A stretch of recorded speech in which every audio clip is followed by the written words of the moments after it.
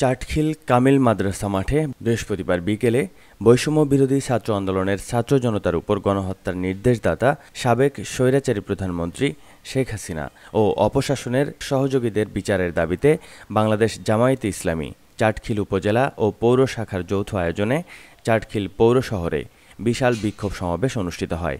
উক্ত সমাবেশে সভাপতিত্ব করেন জামায়াতের পৌর শাখার সভাপতি মাওলানা আক্তার হোসেন। সভায় প্রধান মেহমান হিসেবে বক্তব্য রাখেন জামায়াতের নোয়াখালী জেলা শাখার শুরা সদস্য মাওলানা সাইফুল্লাহ।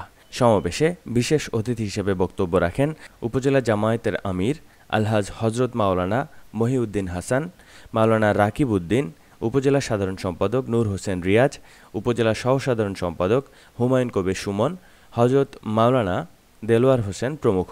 সভা পরিচালনা করেন পৌরসভার সাধারণ সম্পাদক সাফায়েত হোসেন। এ সময় বক্তারা স্বৈরাচার খুনি হাসিনার অপশাসনের সহযোগীদের অবিলম্বে বিচারের দাবিতে জোর দাবি জানিয়েছেন। বক্তারা আরও বলেন, বাংলাদেশে ইসলামী শাসন ব্যবস্থা বাস্তবায়ন ছাড়া মানুষ শান্তি পাবে না।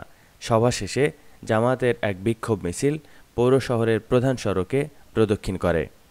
ইমরান হোসেন সোহাগ, চিফ টিভি নিউজ, চাটখিল।